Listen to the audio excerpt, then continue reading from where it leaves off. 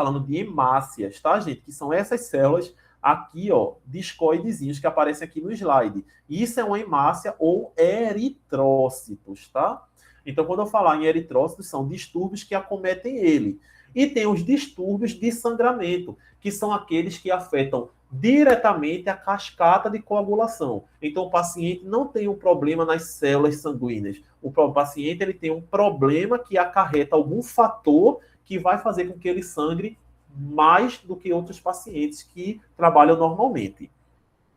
Então, a fisiologia ali da formação dessas hemácias é o seguinte: quando o meu corpo ele está com baixo nível de oxigênio, todo mundo sabe, a gente já falou e já comentou, que a função das hemácias, que são essas células discoides do nosso sangue, a principal célula discoide, é carregar a hemoglobina, que é essa proteína aqui, ó, que a gente, quando estudou proteínas, também a gente falou dela. Então, o objetivo dela é carregar quem? O oxigênio, que é o principal gás para nosso metabolismo. Então, quando existe no nosso corpo alguma deficiência que o nosso cérebro, o nosso corpo entende que tem baixo oxigênio sendo absorvido, mesmo em situações normais de ambiente, esses níveis baixos de oxigênio ativa com que os meus rins eles liberem eritropoetina, que é uma molécula, ou um hormônio, pode assim dizer, ou um neurotransmissor, não neurotransmissor, mas uma molécula que vai ativar a minha medula óssea. Lá nos meus ossos longos, a produção de eritrócitos, que são hemácias. A quantidade maior de hemácias vai fazer com que eu aumente a minha quantidade de hemoglobina e aí eu aumente o meu volume de oxigênio, porque aí vai carregar mais oxigênio. Isso geralmente acontece, por exemplo, quando a gente sobe uma montanha. Lá em cima, o ar é mais rarefeito, o ar é mais raro, certo? Porque quanto mais alto a gente vai, mais difícil fica para respirar, né? Por isso que quanto mais alto lá, precisa do capacete para poder respirar, né? Falando dos astronautas, né? Porque lá em cima não tem o oxigênio disponível, a pressão é diferente. Então, quando a gente sobe uma montanha, o nosso corpo entende que a gente precisa produzir mais eritrócito, mais hemácias, para que ele carregue esse oxigênio para a função do nosso corpo, porque a quantidade de oxigênio é pouco. Só que quando a gente tem algum problema na formação dessas hemácias, é quando a gente tem problemas que a gente não consegue carregar adequadamente aquele oxigênio. Então, o problema não está na captação ou na formação de hemácias, e sim na deficiência delas, que é o que a gente chama na primeira patologia, que seria a anemia. O que é a anemia? É uma diminuição na produção desses hemácias, desses eritrócitos. Ou seja, essa diminuição ela pode ser acarretada desde uma deficiência de ferro ou até mesmo a uma anemia, como a gente chama de anemia perniciosa. O que é uma anemia perniciosa? É quando, por algum motivo, a gente não consegue absorver a vitamina B12. A gente tem um problema no fator intrínseco no nosso estômago, que quando a gente se alimenta, a gente não consegue absorver a vitamina B12. E a vitamina B12, ela é um dos problemas pelo qual faz com que se desenvolvam os eritrócitos. E na ausência dela, a gente vai ter uma diminuição dessa quantidade. Então, nada mais é do que a anemia, é uma diminuição dos glóbulos vermelhos, das hemácias do sangue. Mas, professor, às vezes tem paciente que no exame de sangue tem lá uma quantidade, a gente olha lá nas referências, tem uma quantidade de células de hemácias adequada, mas o médico disse que ela tem anemia, porque a anemia ela pode se comportar desde um número de hemácias até mesmo a qualidade daquelas hemácias. É o que a gente chama de defeitos, anemia qualitativa ou anemia quantitativa. Quantidade quantitativa. Então, é literalmente a quantidade. Você vai olhar lá no exame de sangue e vai ver que está diminuída a quantidade de hemácias. Um paciente que teve um acidente grave, que vazou muito sangue, teve hemorragias muito graves, o paciente teve perda volêmica. Então, um paciente que tem uma menor quantidade de hemácia de sangue ali circulante. Então, um paciente que vai apresentar, por trauma, uma anemia quantitativa, certo? Mas tem um paciente que tem a quantidade de hemácias normais, mas a hemácia dele não tem uma boa qualidade, não tem um volume adequado. A gente vai ver lá naquele, acho que que chama VR, eu esqueci o nome da sigla agora. VHC. VHC, pronto, que é o volume perfeito, o volume corpuscular da hemácia.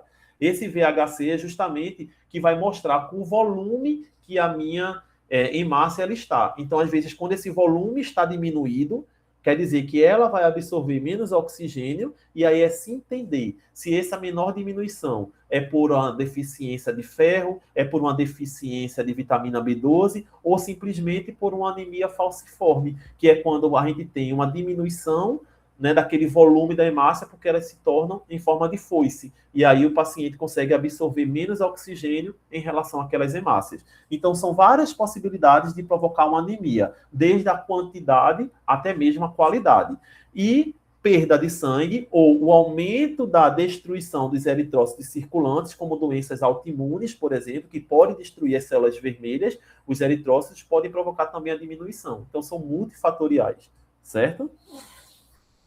A anemia, geralmente, naquele paciente, o paciente vai estar mais cansado, fadigado, vai ter mais palpitações, respirações mais curtas, porque ele não vai conseguir ter a leva necessária de oxigênio. Então, é um paciente que vai estar mais, né, fragelado, um paciente que vai estar mais cansado, certo?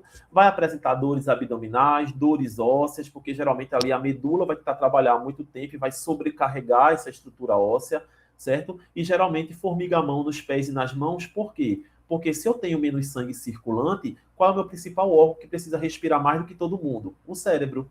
Então, todo o sangue do meu corpo ali, ó, vai estar sendo drenado para o meu cérebro, para poder levar o máximo de oxigênio possível para ele. Porque é um órgão tão sensível que 3 minutos na ausência de oxigênio já pode provocar danos irreversíveis. 5 minutos já pode... Só um minutinho, tá, gente? Que começou a chover aqui. Deixa eu fechar só a janela aqui, rapidinho.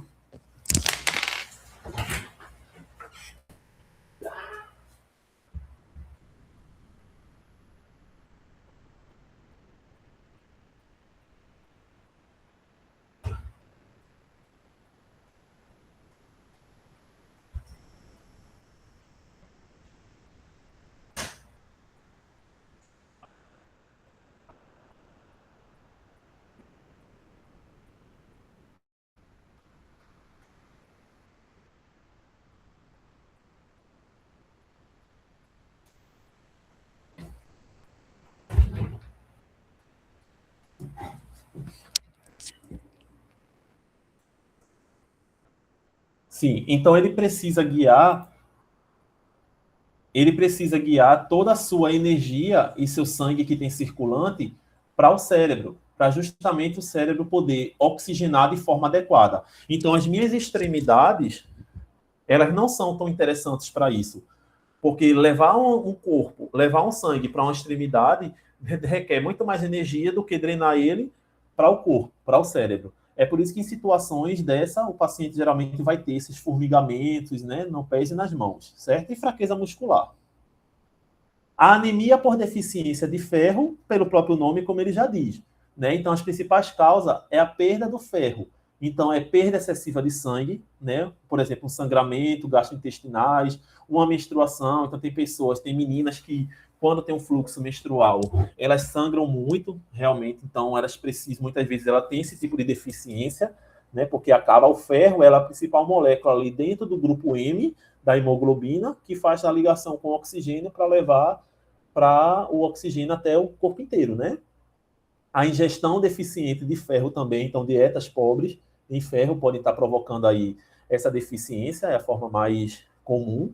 Absorções deficientes de ferro, então doenças intestinais que podem dificultar, assim como na perniciosa, a absorção da vitamina B12, no caso do ferro, a mesma coisa. E o aumento da demanda de ferro, né? Então, assim, geralmente inflamações crônicas, quando o paciente convive com inflamações, inflamação é um processo que recruta células sanguíneas a todo momento para aquele local. Então, pacientes que requerem muitas células sanguíneas requerem um acúmulo ou um consumo de ferro muito grande. Então, isso acaba, por vezes, consumindo mais as suas reservas. Então, o paciente acaba tendo ali, por vezes, às vezes não é um sangramento, não é nada, mas o paciente tem um processo inflamatório ali crônico em alguma região do corpo, né, que provoca ali essa demanda, essa diminuição, certo? E existem algumas síndromes associadas, né, que, como a síndrome de Plummer-Vinson, que geralmente o paciente ele vai ter essa anemia por deficiência de ferro, mas além dela ele vai ter outros acometimentos, como estenose esofágica, que a estenose é a diminuição da luz do esôfago, é um esôfago mais estreito, certo? Vai ter uma disfagia, certo? E uma predispotência aumentada a carcinoma oral. Então, para a nossa relevância clínica, né, enquanto cirurgiões dentistas, é muito interessante. Então, ver um paciente que tem uma anemia por deficiência de ferro, né, o paciente que já é acompanhado ali por uma dificuldade de deglução, de deglutição, porque ele chega para você e diz assim, doutor, eu não consigo engolir. Eu tenho uma dificuldade muito grande, até água, né, eu acho ruim de engolir. Então, você já desconfia ali, né, de uma estenose esofágica, e então acompanha aquele paciente, porque ele pode ter a síndrome, né, pode ter essa anemia por ferro, e aí ter também esse aumento aí para carcinomas orais, né? A anemia perniciosa, como eu tinha falado antes, é justamente o fator intrínseco. Então, esse fator intrínseco ele é responsável pela reabsorção. Quando esse fator não existe ou ele está bloqueado, ele dificulta a absorção da vitamina B12. Uma vez que você não consegue absorver a vitamina B12, você interfere a síntese da maturação dos eritrócitos. Do que é maturação? Amadurecimento. Então, a vitamina B12 ela é responsável principalmente, assim como o ácido fólico, que é a vitamina F9, certo? A vitamina F9 ela é muito importante para esse amadurecimento. É por isso que a mãe, a gestante, precisa fazer a reposição de ácido fólico durante a gestação, porque o consumo desse para o feto é importante e ele não consegue absorver somente por via natural. Então, por isso que a mãe faz a reposição para garantir que o ácido fólico consiga chegar ali na criança, porque ele é essencial para o desenvolvimento cerebral da criança, do feto, né? Então, durante o desenvolvimento ali dos 3 primeiros meses, é muito importante que a mãe faça ali a suplementação com ácido fólico, né? E ele também é responsável por essa maturação aí dos eritrócitos, tá, gente? Então, por que a gente está falando de tudo isso? Porque para a gente entender as condições de coagulopatia, é preciso entender as duas situações que acometem o paciente em termos de sangue, né? Os problemas por anemia, que são direcionadas aos eritrócitos, e os distúrbios propriamente dito da coagulação, o que leva o paciente a ser dependente de uma droga para não ter ali problemas de trombo, problemas ali maiores, né? No caso da anemia, é mais influenciado pelos processos cicatriciais e processos ali de tratamento dos pacientes. Né? Então, geralmente o paciente ele vai ter os pacientes apresentam gastrites, apresentam a diminuição do fator intrínseco, ácido clorídrico um pouco mais aumentado, porque justamente aumenta ali aquele fator de liberação, e sugestivos de doença autoimune também pode ser um indicativo para a diminuição ali da absorção dessa vitamina B12, né? E aí a deficiência da vitamina B12 provoca ali uma anemia perniciosa, certo? A anemia por deficiência do folato é anemia por deficiência de folato, né, que é da vitamina, certo? E aí é a mesma coisa, quando esse ácido fólico está diminuído, quando está diminuída essa vitamina, assim como a B12, ela vai provocar justamente essa anemia por deficiência de folato. Então, geralmente acomete ali a mãe naquele momento ali da gestação, né? Então, é uma dieta deficiente, abuso de álcool, muitas vezes a gravidez no terceiro trimestre, né, eu tinha até falado, porque o consumo, eu tinha falado que geralmente a suplementação da mãe vai desde o início, né? Assim, geralmente naquela parte do primeiro, segundo, terceiro, mas geralmente no terceiro trimestre também há ali uma deficiência justamente pelo fluxo compartilhado com a criança, né? Com o feto ali, né? E ocorre ali em 4 pessoas a cada 100 mil, né? Então não é tão comum. A anemia falciforme, como eu tinha falado com vocês, é uma deficiência ali do volume, né? Não tanto na quantidade, embora atinja, mas também no volume. Então, ela vai substituir um aminoácido ali na cadeia da hemoglobina, e essa deficiência e essa troca ali do aminoácido, né, de valina pelo ácido glutâmico, vai fazer com que haja uma modificação na estrutura dessa hemácia. Então, quando exposta a baixa tensão, porque não está absorvendo tão grande o oxigênio, essas moléculas, essas hemácias, elas vão se tornar assim, ó, curvadas, em forma de foice, como vocês veem aqui. Então, qual a principal causa da anemia falciforme? É um defeito na cadeia de formação da hemoglobina. A hemoglobina é a proteína que transporta oxigênio. Então, a hemoglobina, ela é um polímero. E o polímero que tem os monômeros, que são os aminoácidos. E os aminoácidos têm uma sequência correta para acontecer. Quando vocês estudam a parte de cadeia de proteína, vocês veem que cada proteína tem uma sequência certa de aminoácido. E quando o aminoácido valina é substituído pelo ácido glutâmico, certo? Então anotem isso daí, printem essa tela, tirem foto, porque esses slides eu não vou poder enviar porque é uma aula compartilhada, tá, gente? Então, valina, ácido glutâmico. Então, quando há essa substituição, há uma diminuição do volume da hemácia. Por quê? Porque há uma diminuição na quantidade de transporte de oxigênio, porque aquela hemoglobina não vai estar apta para transportar a molécula de oxigênio. Então, se ela não está apta, é uso e desuso. Se eu não estou usando, eu vou atrofiar. Então, isso provoca um aumento do quadro de desidratação e os eritrócitos ficam em forma de foice. Aí você já viu, é uma anemia falciforme.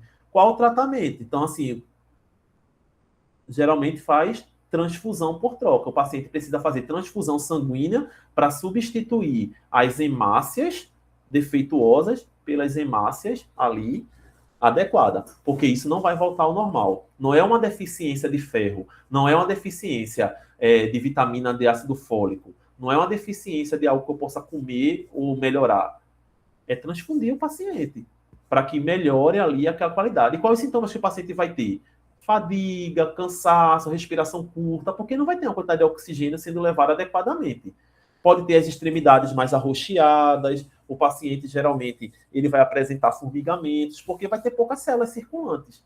Então eu faço ali a troca das células defeituosas em até 50%, para melhorar o fluxo daquele paciente, certo? Doenças renais também podem afetar a quantidade de eritrócitos, uma vez que a gente entende que o baixo nível de oxigênio nos tecidos vai fazer com que os meus rins trabalhem liberando a eritropoetina, que vai estimular a minha medula a produzir o quê? Eritrócitos. Então, na insuficiência renal crônica, meus rins não trabalham direito. Se meus rins não trabalham direito, eu vou ter uma deficiência no mecanismo de ativação da medula óssea para produzir os meus eritrócitos, tá, gente? Então, assim, é só o básico do básico, né? Se a gente for adentrar na anatomia aí, tudo é muito mais complexo, mas no geral é preciso a gente entender isso. O que é que a gente viu até então? Os tipos de anemia, que a anemia não somente é pela quantidade, mas sim também pela qualidade. Como da perniciosa, por exemplo, ou da anemia pela quantidade, elas são quantitativas, porque vai influenciar ali na maturação. Então, vou ter menos hemácias circulantes. Enquanto que muitas vezes na falciforme eu vou ter ali qualitativa também, porque eu vou ter uma deficiência na qualidade das minhas hemácias. Eu até vou ter hemácias, mas defeituosas por causa lá da troca lá do grupo do aminoácido, né? Então, aqui a gente entra nos distúrbios de sangramento, geralmente, né? Então, a gente estava vendo até então os distúrbios ali relacionados a quantidades de eritrócitos, né? Os distúrbios dos eritrócitos, então, aquilo que está ligado às células vermelhas. Agora, a gente entra nos distúrbios ligados ao sangramento. O que faz o paciente sangrar muito, o que faz o paciente ter problemas de sangramento. Então, a primeira condição é alterar a capacidade dos vasos sanguíneos, das plaquetas e dos fatores de coagulação. Gente, quando a gente fala lá no exame de sangue, a gente vai ver que o hemograma, que não precisa dizer hemograma completo, porque já entende que ele é completo, ele vai vir o hemograma, ele vai vir o eritrograma, que são as células brancas, e o exame de plaquetas. As plaquetas, assim como a formação das hemácias pela medula óssea, as plaquetas também são formadas lá, só que elas são fragmentos de megacariócitos. O que são megacariócitos? São células grandes que vão se fragmentando e aqueles pedacinhos dela circulam na minha corrente sanguínea junto com as minhas hemácias e são elas que entendem para formar ali o processo de coagulação e estancamento ou hemostasia, certo? Então, podem estar relacionados a distúrbios genéticos de coagulação, como a gente vai ver mais para frente, né? A síndrome de Von Willebrand e outros sintomas lá, e outras doenças. Distúrbios adquiridos por algumas doenças, como, por exemplo, doença hepática, esplenomegalia, que é crescimento do baço, certo? Acredita que agora eu esqueci o que é o CID.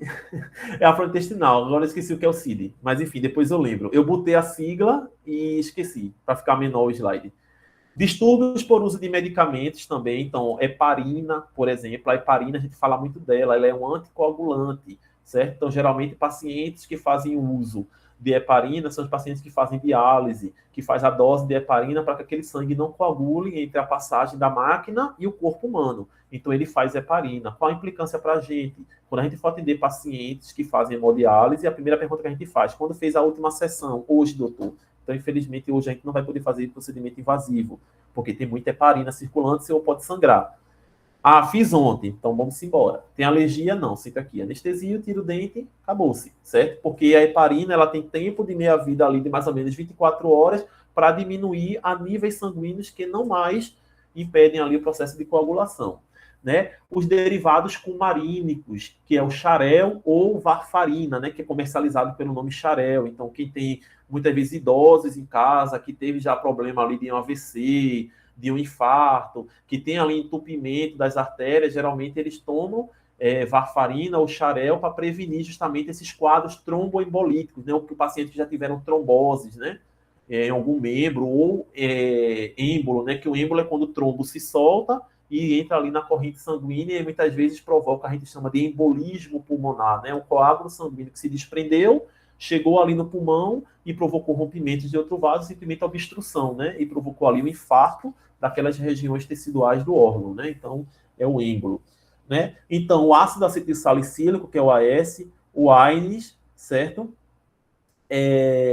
Coagulação idiopática disseminada. É isso aqui. A gente vai ver mais para frente o que é. AINES, penicilina e álcool, né? O uso do álcool, ele mexe muito com essa questão. Então, dentro do processo de coagulação, como é que a fisiologia acontece? Então, a fisiologia que acontece imediatamente, gente, é igual à aula passada. A resposta dos altacoides não requer muito tempo, não. Ela é rápida, ela acontece de forma rápida. Aconteceu a lesão, tá ali os altacoides revirando no corpo para poder começar a cicatrização e a inflamação. A mesma coisa a coagulação. Romper um vaso, essa resposta é instantânea, é imediata após a lesão. Vai provocar vasoconstricção das artérias e veias. Para quê? Para provocar ali um pouquinho de processo de estancamento. Porque imagine se fica lá o vaso sanguíneo calibroso sangrando o tempo todinho.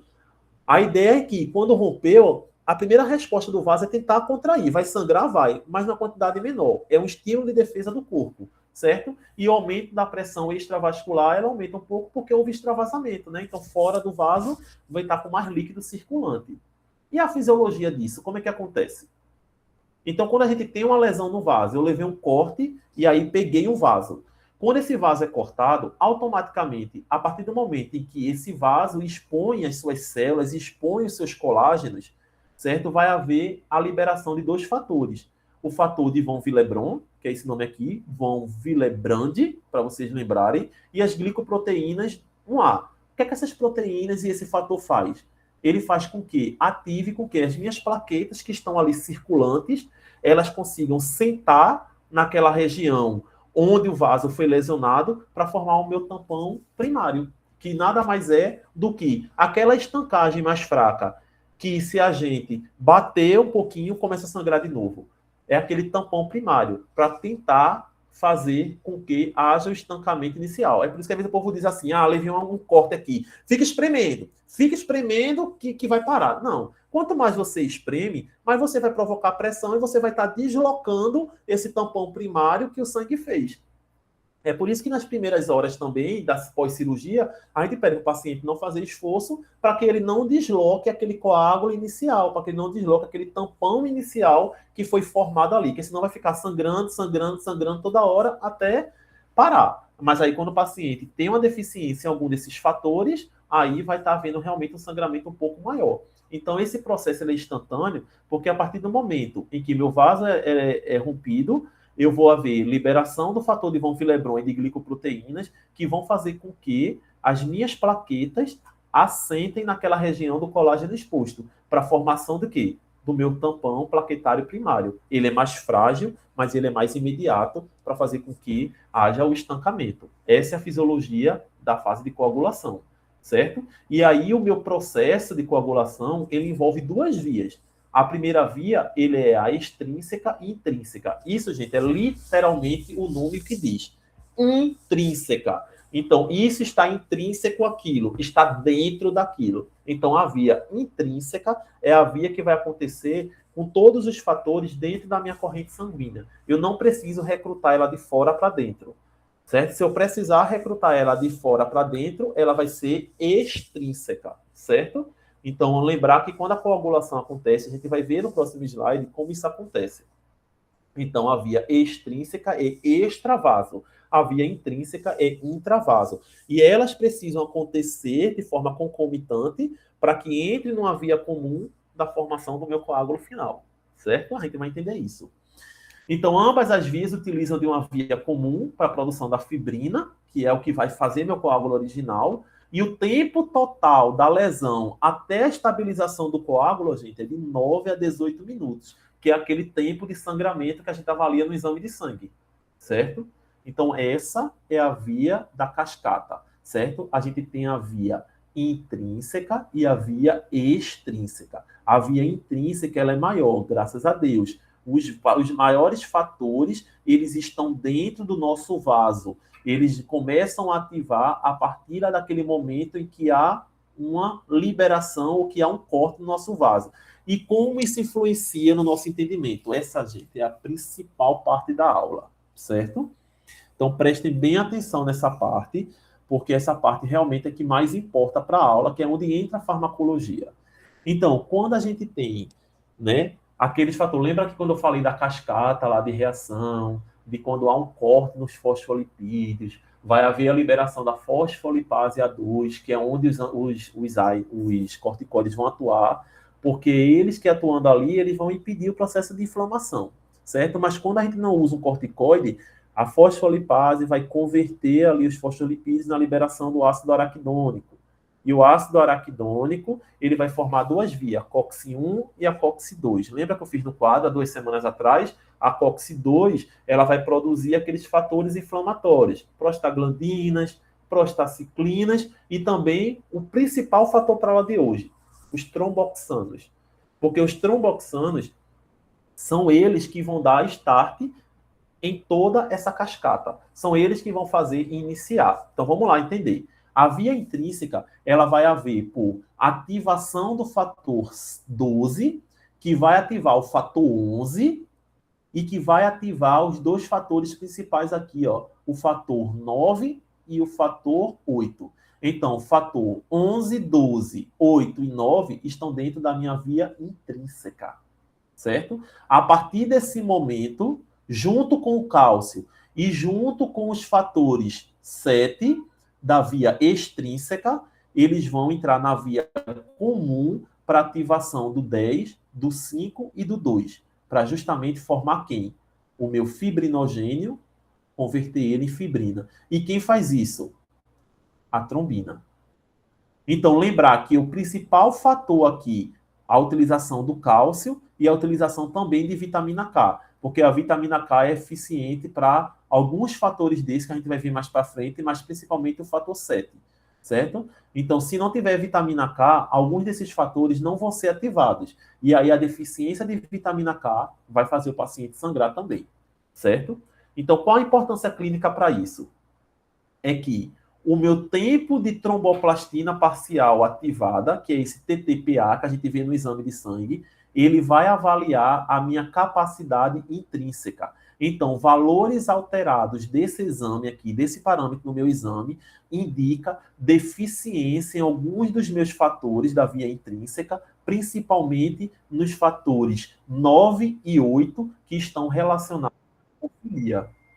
Então, a hemofilia, ela pode estar ser hemofilia A, quando o paciente tem deficiência do fator 8, e hemofilia B, quando o paciente tem deficiência do fator 9. Então, gente, lembra disso, porque A e B, quem vem primeiro? A. Quem vem primeiro? 8. Quem vem segundo? B. Quem é segundo? 9. Então, o fator 8 está ligado à hemofilia A o fator 9 está ligado à hemofilia B. E aí, quando o paciente chega com tempos de tromboplastina parcial, TTPA alterado, o paciente pode ser predito que ele tem algum problema relacionado à hemofilia ou até mesmo em algum dos fatores aqui na cascata de reação que pode estar implicando ali alterações no seu tempo de sangramento ou no seu tempo ali de coagulação. E quais são os fármacos que o paciente toma que geralmente influenciam nessa questão? A heparina.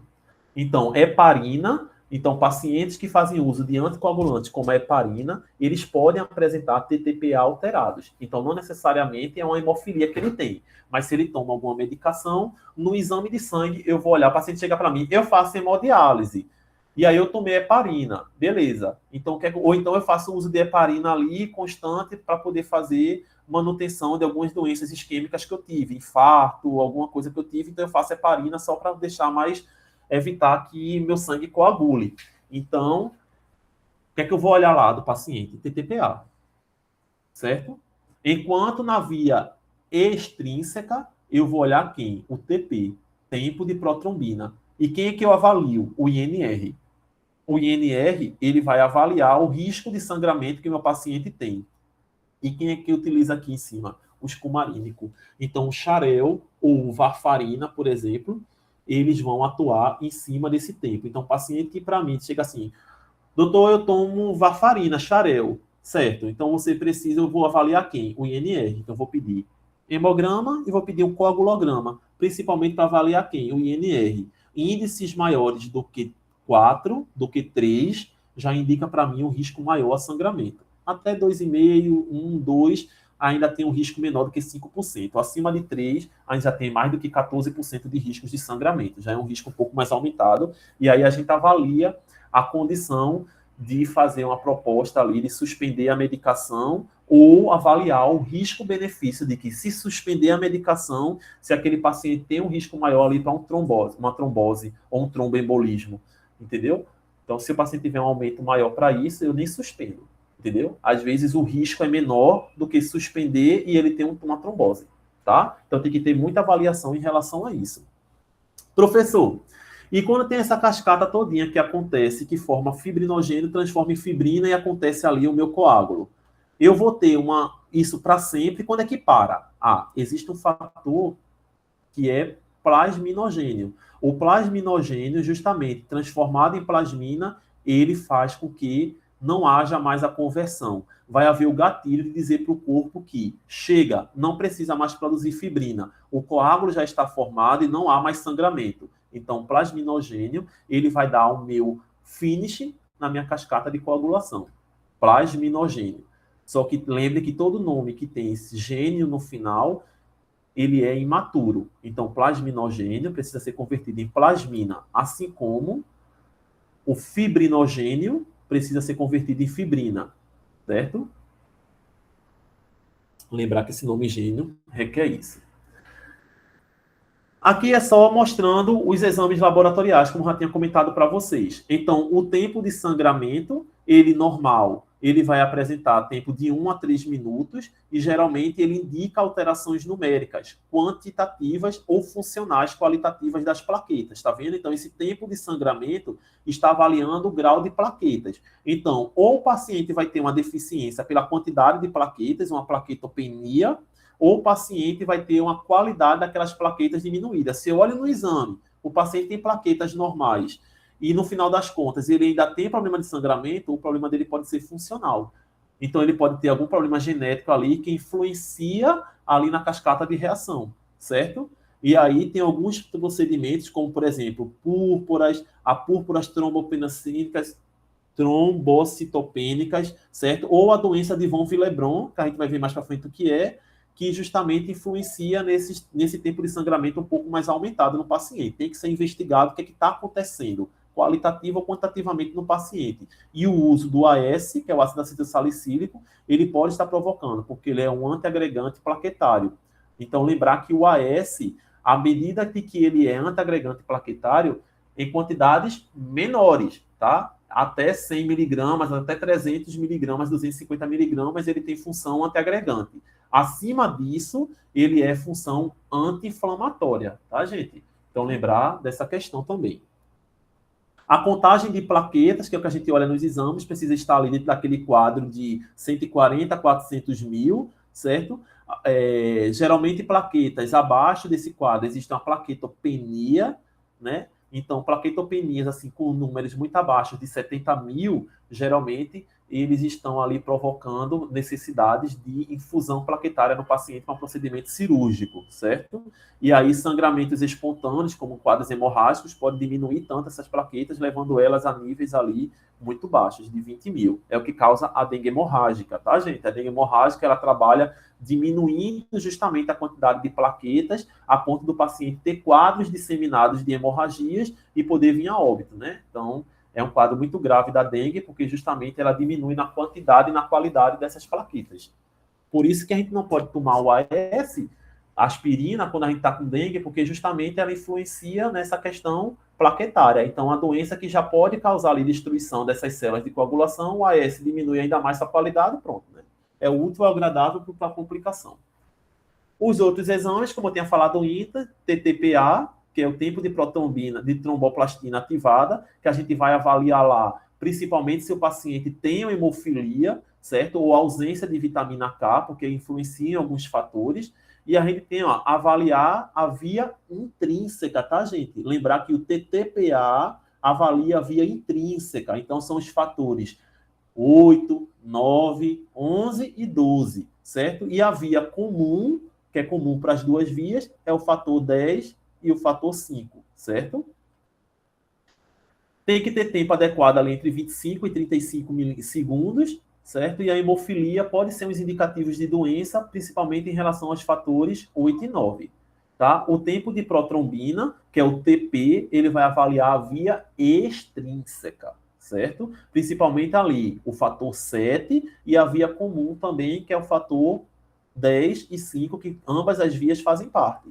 Então, avaliar os efeitos dos cumarínicos, tá certo? Os cumarínicos é a varfarina, não lembrar disso. Cumarínicos, via extrínseca, INRTP, certo? Lembrar disso. 11 a 15 segundos e a deficiência do fator 7, ausência de vitamina K, porque pega principalmente esse fator 7 também, certo? Aqui são algumas correlações com o coagulograma, certo? Vocês podem printar essa imagem aqui, tirar foto, para poder ver direitinho como a gente pode interpretar um exame. Então, a gente vê ali aqui pacientes, por exemplo, com hemofilia, ele pode estar associado a que fator? 8 ou 9. Então, se está associado ao fator 8 ou 9, ele vai ter o que alterado? O TTPA. Ele vai ter o que alterado? O tempo de coagulação dele, certo? Tempo de coagulação vai ser um pouco mais aumentado, porque o TTPA também está aumentado. Então, naquela cascata ali entre 10, entre 25 e 35, vai ser alterado, não vai ser esse valor, certo? Já os outros parâmetros, ó, como o TP, tempo de protrombina, vai ser normal. Por quê? Porque os fatores que a hemofilia atua é da via intrínseca, certo? Então, ó, o uso do AS, como eu tinha falado lá, pacientes que fazem de 50 a 320 miligramas, que é na proporção ali para anticoagulante. Então, ele vai ter quem alterado? O tempo de sangramento, porque a agregação plaquetária está comprometida, certo?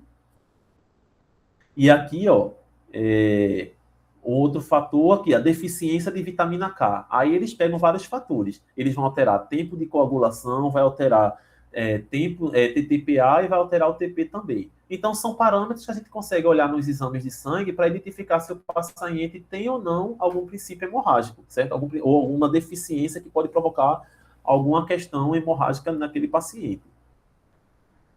A doença de von Willebrand, ela é justamente uma das que eu tinha falado antes, porque lembra que o von Willebrand, lá na cascata de coagulação, ela é útil porque ela ativa as plaquetas a sentarem para formar o plantão plaquetário inicial ali naquelas fibras de colágenos expostas.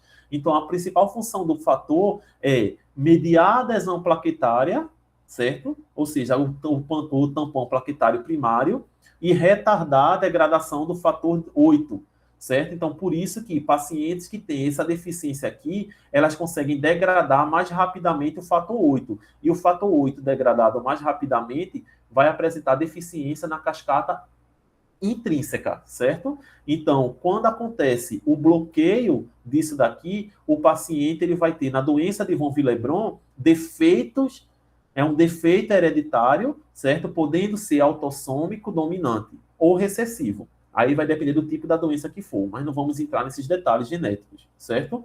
Defeitos quantitativo e qualitativo do fator, porque a gente não vai ter formação do tampão primário e vai ter também uma degradação maior do fator 8. Então, a via intrínseca ela vai estar alterada e o TTPA vai estar alterado também nessa doença. Só que é uma doença autoimune, certo? É genética.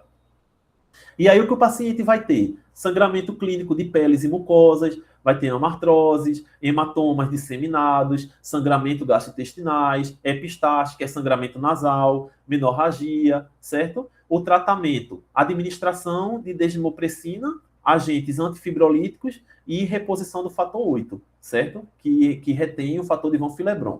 E aí os achados laboratoriais, TTPA aumentado, certo? Ou seja, o tempo de tromboplastina vai estar alto, a mais do que 35 segundos, tá? A doença de Brennan-Suller é uma outra doença, certo? Que pode afetar, sobretudo, os fatores de von Willebrand, só que aqui está iniciado em cima da glicoproteína IB, que também lá na cascata eu falei que junto com von Willebrand ela faz o quê? Agregação plaquetária. Então, é uma doença autossômica recessiva e as plaquetas não conseguem interagir com o fator. Então, mesmo que tenha o fator circulante, as plaquetas não vão conseguir ter a resposta com o fator para sentarem lá no coágulo. Então, transfusões de plaquetas normais são necessárias, porque as plaquetas vão estar defeituosas, certo? Não vai haver a glicoproteína, então vai haver ali falta de interação entre as plaquetas, certo? A hemofilia A, como eu já tinha falado, é a deficiência do fator 8, certo? Então, geralmente ela é mais grave em poucos por cento dos casos, mas ela pode apresentar muita gravidade, certo?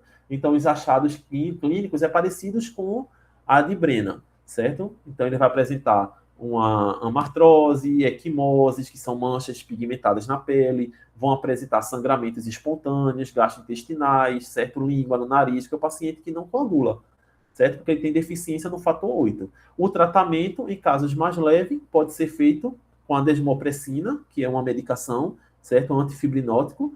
Já nos casos mais severos, tem que fazer reposição do fator específico. O paciente tem que tomar ali o fator de reposição 8, certo? A hemofilia B é a mesma coisa, só que agora a gente está falando do fator 9, certo? São os mesmos encontrados na hemofilia A e o tratamento é a mesma coisa, só que com reposição do fator específico 9, tá? A coagulação intravenosa disseminada, que é a CID, o CID, que eu tinha falado lá antes, intravenosa disseminada, ela é só interessante do ponto de vista, já caiu muito em questões de concurso, porque ela é uma questão onde ela vai haver um sistema de coagulação ativado e um sistema de anticoagulação também ativado, coexistindo no mesmo paciente. Então, o paciente, ao mesmo tempo que ele pode fazer tromboses disseminadas, ele também pode fazer sangramentos espontâneos. Então, é uma doença paradoxal. O que é paradoxal? Que são dois efeitos contrários, certo? Então, as principais causas podem ser infecções, complicações, câncer também e picadas de cobre. Existem algumas deficiências das picadas de cobra, algumas neurotoxinas, que elas fazem com que haja um processo de coagulação e, ao mesmo tempo, sangramento. Então, o tratamento é reposição dos fatores por plasma fresco, certo? E, em casos crônicos, pode ser usado heparina para profilaxia de trombose, porque o paciente aqui, ó, ele diminui o número de plaquetas e fatores de coagulação, existindo, paradoxalmente, um risco aumentado de hemorragia, assim como há um risco aumentado para trombose, porque os dois fatores, coagulação e anticoagulação, estão ativados ao mesmo tempo no paciente, certo? Então, já caiu isso em questão, que ele justamente, quando a gente fala assim, coagulação intravenosa disseminada, então a gente pensa que dentro dos vasos vai ter disseminações de coágulo, então o paciente vai fazer o quê? Anticoagulantes. Não, ele não vai fazer anticoagulantes, ele vai fazer infiltrados plaquetários, porque as chances de hemorragia também vai acontecer. Então é bem paradoxal a doença. Aí vamos para as 3 finais de medicações, que eu já falei bastante, né? Então a heparina ela é uma droga utilizada para o tratamento e profilaxia do tromboembolismo. Então, a heparina, ela geralmente é utilizada para aqueles pacientes que já teve ali um quadro de trombose ou que faz algum tratamento primário que necessite evitar essa formação de trombos, como a hemodiálise, por exemplo.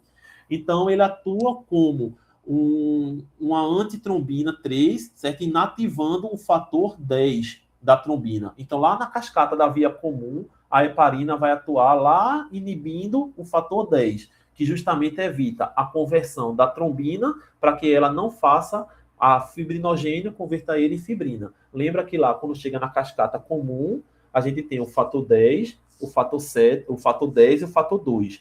Aí o fator 2, ele justamente vai ativar a trombina. A trombina vai fazer com que a fibrinogênio se converta em fibrina e aí se forme o coágulo. Como ele vai atuar na 10, então não vai haver a ativação da 2, muito menos da fibrina. Então não vai haver coagulação, certo?